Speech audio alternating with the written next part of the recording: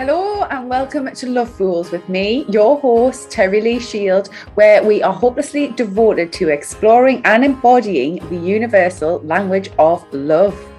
Love Fools is brought to you by Love School, where we explore loving self, others, and everything. Join us there for deeper exploration at www.loveschool.uk. Now for today's episode. Hello and welcome to this Love Fools episode with me, Terri Shield, host over at Love School. I am back after a very, very long break, and I can't even promise to be consistent. I mean, the one thing that I am over here is consistently inconsistent. But I was really inspired to record a bit of a deep dive Love Fools episode for you. So I decided to just dive in and do it. So please do enjoy. In this episode, we're going to be exploring why creativity is so important for emotional processing and on a healing or recovery journey. I'm going to dive right into all the different aspects of why that connection is there between creativity and emotional development, and also how it supports a recovery. How does it make sense in relation to a recovery journey? Why would creativity be important to that? I have not recorded long form for a while. So bear with us. I've been experimenting doing some short form videos, which you can catch over on our YouTube channel. And hello, if you're joining watching this on YouTube, hello. I'm building up the channel, so please like and subscribe and all that if you're on YouTube. Check out some of the other videos we've been doing. I have also been doing a lot of writing, which is updated on our blog over at Love School. So if you are interested, get over to loveschool.uk/blog and you'll see the new updated blog, which has some great information being shared there and more to come. I'm going to dive into the chat. I am a creative. I have been a creative probably forever. I was just born a creative, but professionally, always. Since I decided at age 12 when we had our careers chat that I was going to be a graphic designer, and the only reason I decided to be a graphic designer was because the lady there told us I had to decide, at 12, I had to decide what my career was going to be because I had to do options for my GCSEs and I needed to know what to choose. And when I was looking through all the careers, they all sounded pretty awful. And well, actually, there was a few things that I was interested in, funnily enough, which I still am, which is cooking, law, and design. And I was a photographer for 10 years, I think. Until I changed my perspective, became a permaculture designer after I had my spiritual awakening and got interested more in connecting with nature. I was really drawn to design and land-based projects and seeing if I could make 3D realities come to life. That has been quite a journey. I'm not going to dive into that, but I'm just trying to give an example of some of the many ways I've been creative. One of them being, as part of my healing journey, tapping into all different kinds of creativity and creative potential. One of them being painting. I have a lot of my paintings around, and you can see actually designing clothes. This is something that I painted and designed into clothes. Singing, dancing, resin mold, all of that exploration just into constant creativity. And I did a post on social media, I think it was a couple of days ago, but basically just kind of reflecting on that. Actually, if I didn't have my creativity, if I didn't have that outlet, if I hadn't have used that as part of my healing journey, and I didn't have my spirituality to guide me and encourage me in that direction, maybe I would be locked up. I maybe would have went down a darker path and ended up in trouble and in jail, perhaps, or um, gave in to the authorities and let them lock me up in asylum or something. Who knows? I was in a very dark place at times. And what got me out of those dark places, what always gets me out of that funk, that not trusting myself, doubting myself, feelings of depression and things, is creativity. And I'm passionate about sharing that. I've actually been developing over at Love School a program which I've actually duplicated in many different forms so it's accessible to as many people as possible, which is emotional expression and regulation, or emotional ER. And that is a 6-week group program. So the group program includes mentorship and a course. It's now closed, but it'll be open again at different points throughout the year to be announced. So if you're interested in that, you can get over to loveschool.uk/emotion, and you'll be able to sign up to the mailing list, and we'll be in touch when that opens again for the group program. But I've also opened it as a one-to-one mentorship for people who really want to dive in and explore with some personal support their own creativity and emotional development. And I've also released it as a course so that you can do it at home. You can do at least the experience and kind of share through Love School what's going on with that. And in that course, we explore emotional expression alongside creativity and non-violent communication. So it's kind of a combination of tapping into our bodies, tapping into how we're feeling, understanding how we can express that verbally, but processing it through our creativity. So this whole theme of creative expression and emotional clarity, emotional regulation, all of that has just been at the forefront of my current creative process. And I felt I just kind of was inspired last night, right before I went to bed. I thought, I need to do a Love Fools about this. So here I am the next day, ready to deep dive into it. So there's a few aspects of creativity that I want to kind of unpack with you today on this episode. And like I say, we're going to understand a bit better by the end of it why creativity is part of healing. I seen an interview, it must be from the 70s, with David Bowie. Maybe it's even if it was the 80s, it was a period where he wasn't actually producing artistry, and he was married and quite happy. And he said, don't, like, this is not word for word, but this is like how I interpreted it at the time from what I've seen it, that he was inspired to do art because he was full of so much emotion and had so much like trauma and stuff to get out. That was where the inspiration came from. And now that he's happy and settled, he doesn't feel like he needs to express in that same way.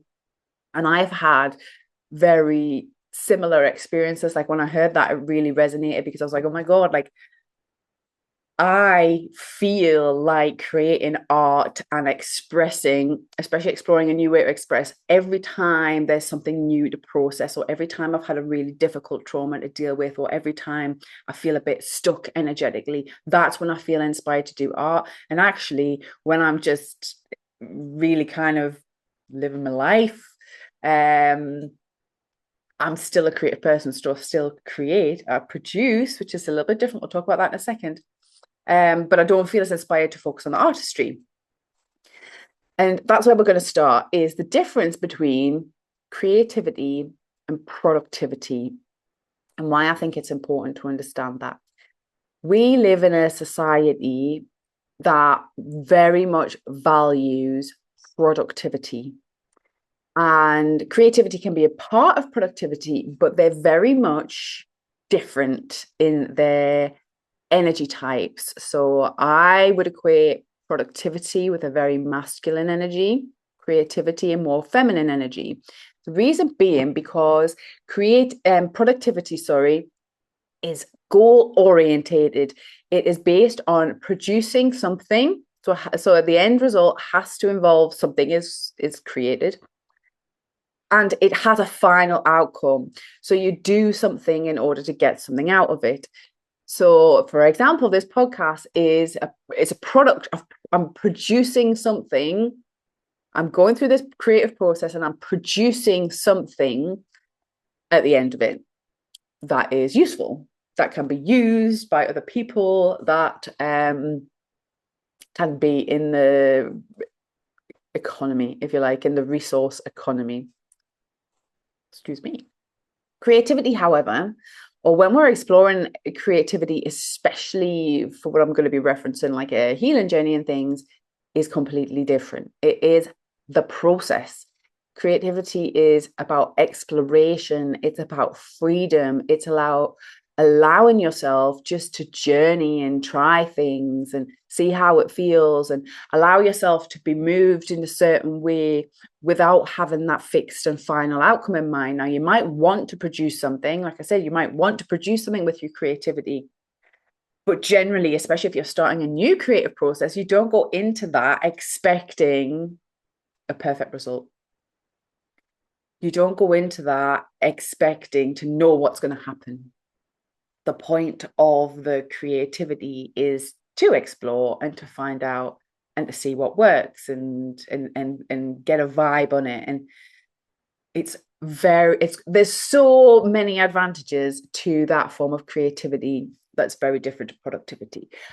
But the whole starving artist thing comes from because often creative people, artists, have to spend a lot of time in a creative process to find what works, to produce what works, especially commercially, if you're going to sell it or if it's going to be profitable. And the whole process of creativity takes a lot of time. You've got to learn new skills potentially. You've got to be prepared to make mistakes. You've got to be prepared for failure. You're going to fail so many times in a creative process. But actually, that's part of the reason why it's so brilliant for a healing process as well, because it kind of prepares us for life. It prepares us. You have to cope with making those mistakes and then trying again and again and again. And it prepares us for failing. And sometimes when you put your energy and effort into something creative, you can go over the top and ruin it, or it doesn't quite come out how you want, and it can be very frustrating. And just dealing with all of those emotions that come out in regard to the creative process and dealing with failure, it then is a life skill that can be adapted to other areas of our lives, other forms of artistry, such as communication or relationships and different things. So for me, that is one of the things that my creativity has supported through my healing journey and a recovery journey, is those transferable skills of being able to experiment, explore, be curious, try new things, not be attached to outcomes, allow myself to go through a process, to make mistakes, to fail, to stop, to start, to go back to something. That I think is something that a quality, I guess, that I now have that has been cultivated through my creativity, that's benefited me greatly in my creative life, professional life, whatever, all other relationships, all them other areas of life, my creative skills have supported me with. The other thing is that creativity, art, is an energetic language. It's a language that sometimes we use words for our art, but that energetic language of art and creativity crosses cultures. It connects people in communities. It's like a form of time travel. You can take something a human has produced 10 decades ago, hundreds of years ago, thousands of years ago, and still understand something about them and their life. And I'm getting all jeebies because it's so magical. It's like part of what is amazing about being a human is that we have this creative potential that other creatures don't have. You know, it really is a true blessing to be able to express ourselves in so many ways. And often, in order to express ourselves really well through art, any form of creative process, it is connecting and tapping into our emotion, our energy, our experiences. And part of that is spiritual. It's a deeply spiritual way of expressing. It's like expressing all those unseen or the inspiration, which is what an artist is like inspired by and then trying to kind of connect, isn't it? What is it? This magic of life, and it taps into so many deeper considerations of who we are and why we're here, and an expression of what we're about. What is inspiring to one person might not be to another, and then how one, even if two people are inspired by the same thing, they're going to choose to express that in very different ways. You could show 100 people inspired by the same thing and ask them to express a piece of art, and each one will be different. Again, just tapping into this magic of creativity and diversity of expression, and our identity and values are all entangled into that. And when we can be conscious in a creative process, and when we can tap into our internal world as part of our art, we begin expressing something much, much deeper than just what we can physically do. What we can physically do and produce, like I say, it might be part of that process. But when we put into it something, a different aspect of ourselves, when it has more meaning, when we are being guided intuitively through forces beyond our control, like even our own imagination is a force that's sometimes beyond our own control. And again, the skills then to learn how to master your imagination through a creative process, to choose to imagine something and then figure out how to take that imagined thing and have your body, mold and create something, is just another form of human magic that we are capable of. When it comes to understanding emotions and linking that to our mental health, one of the things that I notice, like depression for me is a surface level symptom very often of other things going on in someone's life. So if somebody has depression, it's because there's been lots of other things going on, and the body, mind, and soul has just completely come to an agreement that we're done. We have lost inspiration for life. We've lost self-respect. We've lost self-trust that you are going to do anything in response to what's actually happening in your life. So we're stopping. We're not, everything becomes slow and heavy and uninspired. And trust me, I was in depression for a long time. And when I was in depression, I wasn't being creative. At times, I was being productive because I had to be. And this is why many people can be functionally depressed and still go to work. They can still produce because it's just almost like a machine. That's not quite the word I'm looking for, but it's like, subconscious or whatever. They're just doing the duty. They're just doing what needs to be done and following a procedure or whatever, but they're not engaging with their creative potential. I want to link some words for you: oppression, depression, and expression. I'm going to say that again. Oppression, depression, and expression. We could even throw repression in there. When we are oppressed, when we repress ourselves, that is generally, I'm referring to our soul, our spirit, even our mind, our potential, our response to our experience, the control, creative control over our life. When we oppress that or have that oppressed in us, and we repress that innate desire, that innate part of being human, it leads to depression. And the only way out of that depression is to begin with expression. The path from depression is expressing ourselves again. It's tapping into our creative potential. So sometimes that could be talking about what's going on. That's why a lot of talking therapies are linked with depression. It is important.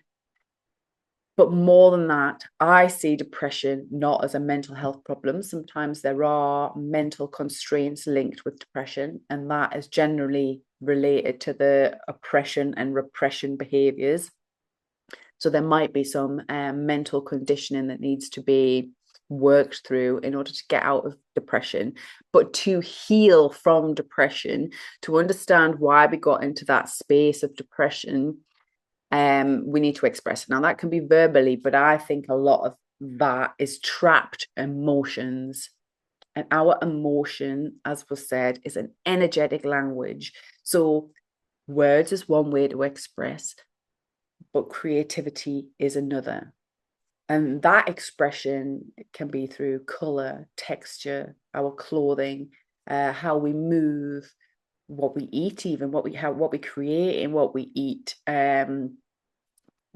Creating art, singing, dancing, moving, painting, you know. You often hear, going back to the very beginning, which what I did about artists talking about they go through like a life experience, like a heavy life experience, and then they produce an album or they, produce a series of artworks or whatever, because all of this emotion, all this experience, and all this emotional pent-up energy is built up in them, and they need to get it out. They need to get it out into the world. They need to express that, and it becomes something productive. They've produced something from it. But generally, you'll find that's come after a process of exploration, understanding their craft a bit more, and allowing themselves the freedom again to just be expressive, to just play, to just explore themselves. And it can sometimes, I guess, it can be, a moment of clarity.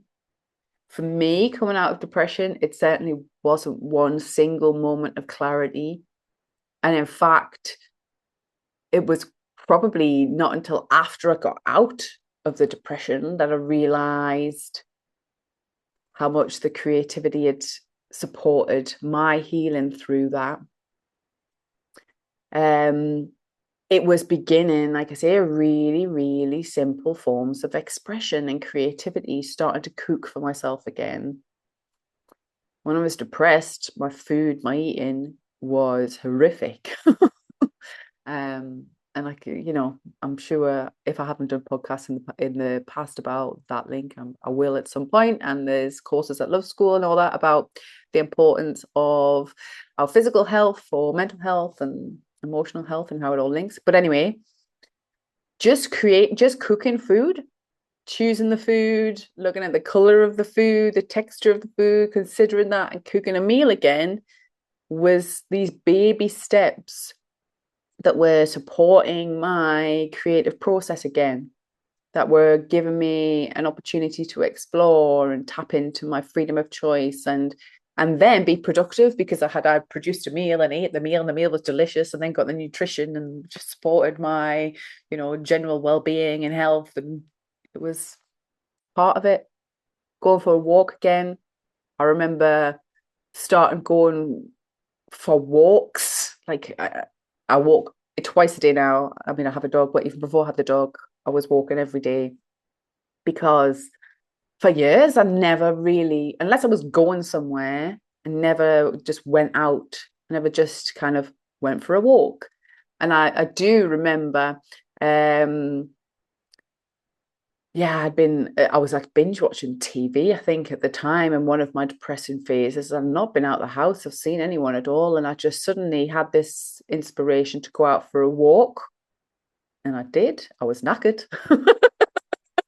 How compared to how I walk now was probably, not very far. It was probably like a 10-15 minute walk, but I lived on a hill and I had to go up a hill and got the blood pump and I was inspired again. I suddenly seen the scenery around us and the fresh air, and it was a lovely day, and looking at the light, the sunlight, and the cloud, the blue sky and the clouds, and just noticing the green grass. And suddenly I was inspired again, and I decided to go for a walk again a couple of days later, and then again, just these small steps of allowing ourselves to explore and notice things and be free and choose what we look at. And all of that comes from a creative process that has so much impact on our health and well-being, especially when moving out of states of stagnation, low energy,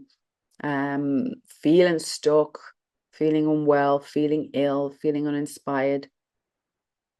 Any form of creativity you can tap into is going to support. It might just be a baby step, but it's still a step.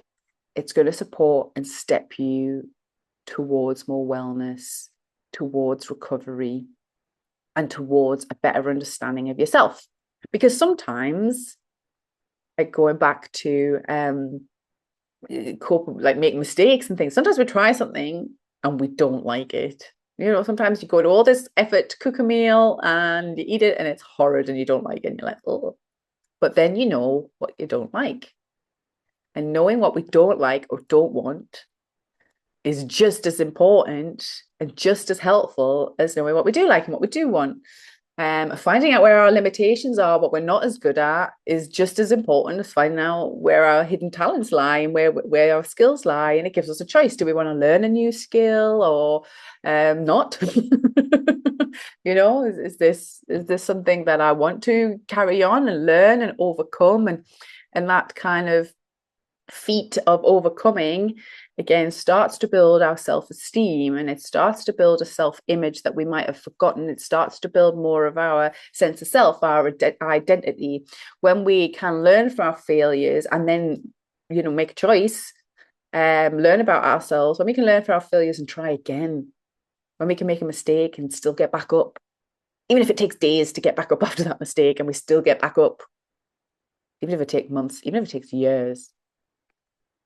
Just our ability to tap into that inner resilience and that inner strength, it builds our self-esteem and starts to build a narrative within us that I can overcome, or I can learn, I can grow, I can change. Which, when we are stuck in states of, say, like depression, we can convince ourselves that we can't, that we're going to be stuck there forever, that nothing's ever going to change.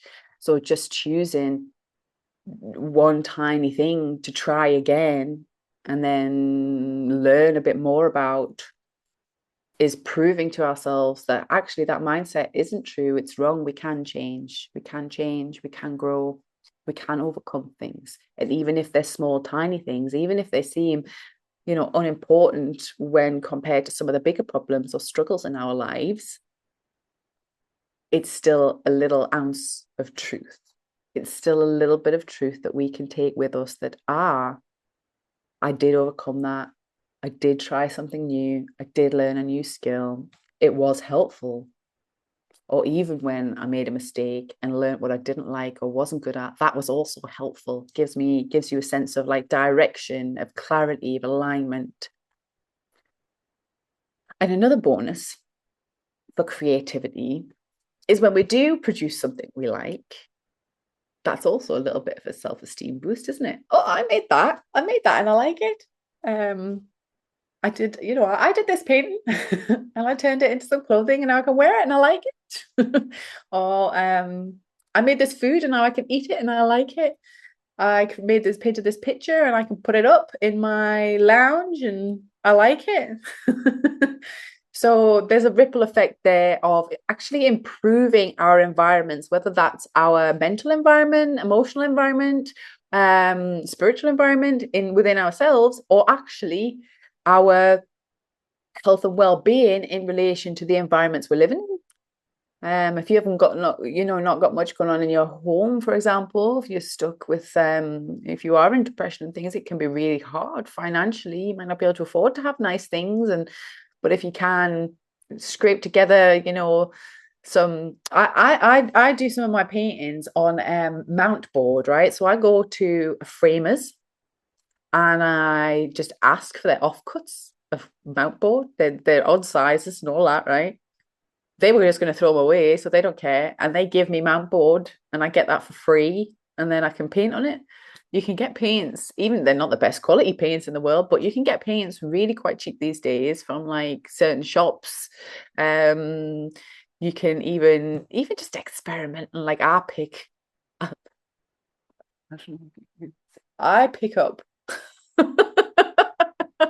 things from nature, leaves, dead flowers, and I dry them out and create I don't even know what you would call them, like flower arrangement displays, but with dried flowers, different grasses, all that.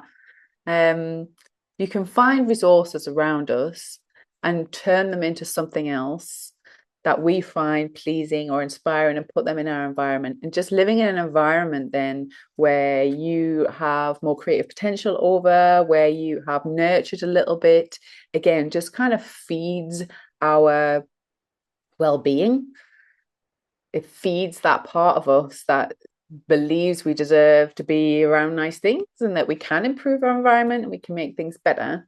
And all of these little nuggets, little glimmers, support on a path to wellness and recovery. And especially let's dive a little bit for, if you're actually going through a recovery journey from addiction or serious trauma and that sort of thing, and you've got a lot to work through, especially like addiction, right? There might be a lot of temptation there might be a lot of unhealthy habits to break, there might be a lot of coping strategies that you want to overcome, and actually having a focus away from that, an engaging focus away from that, is a lifeline. When I was giving up some of my addictions, like it's really hard, isn't it? Especially at the beginning when you've just constantly got cravings and you're like, sometimes you can even, you know, I've said before, sometimes you have to swap one addiction for another, right? So you take an unhealthy addiction and you pass the time with something that's less unhealthy. Even if it's not the healthiest, I mean, try and choose the healthiest you can, but any sort of like distraction from the craving so you can literally physically and mentally, emotionally get off whatever you've been on. And creativity can be a part of that. Writing is another form of creativity and expression that is amazing as part of a recovery journey. Spend hours just writing and writing and writing. Don't go around in your head. Don't go around your head, send yourself mental. Just write it out. Just write it out. It takes a different part of the brain. It distracts us. It puts our energy into something physical. And it's really good for breaking those habits. So if you're trying to, whatever it is, stop drinking, stop smoking, whatever it is, even if it's like social media, having some sort of form of creativity there that's engrossing, that you can get stuck into, that's literally going to consume your time and attention instead of the thing that you're trying to get off, it's a lifeline.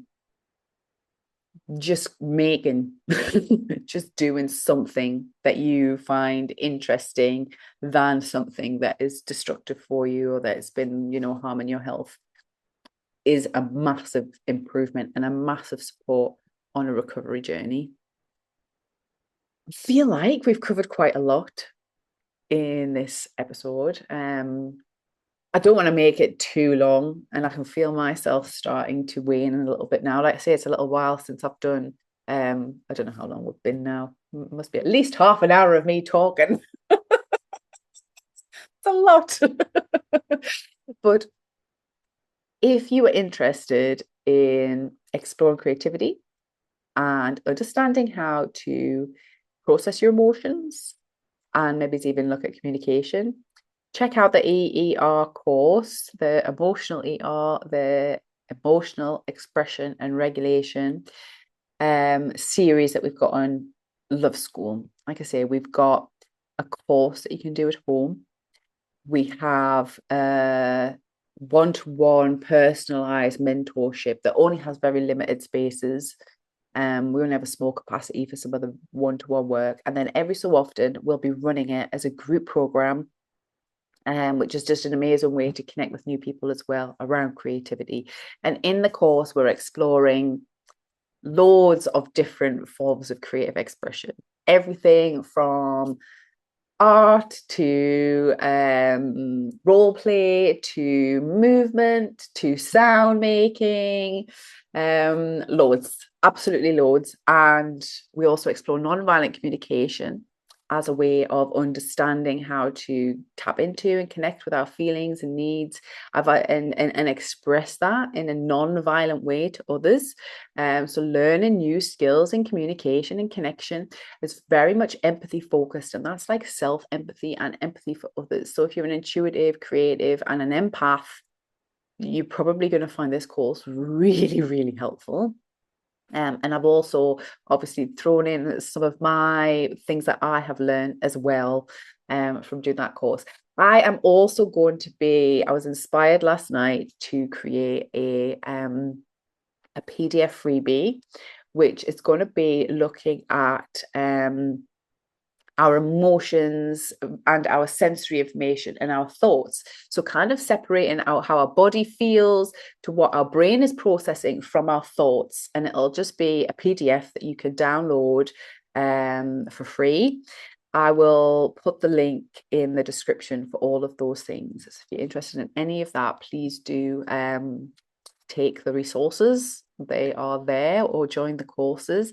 And like I said at the beginning, get over Love School. There's blogs on there. Check out our YouTube channel. There's loads of videos on there already. And I am getting back into being more creative and productive myself, creating all this content for you. So just keep an eye out. I am happy to share as much as we can for free to support a recovery journey, a natural holistic healing journey, especially for people who are recovering from trauma, abuse, neglect, and the symptoms of that, which is trauma symptoms, depression, anxiety, addiction. There's going to be a lot of support in that area. And obviously what makes, I guess, my input Love School a bit different is it's all rooted in creativity, in nature, in spirituality. It's holistic. So if you're into all of that content, check us out. We're available Facebook, YouTube, over on the website. You'll find all these resources. Thank you so much for listening to this Love Fools episode, and hopefully I'll do some more again soon when I'm inspired. Just keep your eye out for the content. Thank you so much for being here. Bye. Thank you for listening to this episode of Love Fools, where we have been exploring and embodying the universal language of love. Love Fools is brought to you as part of Love School, where we explore what it means to love self, others, and everything. For more information, come and have a look at our site, www.loveschool.uk.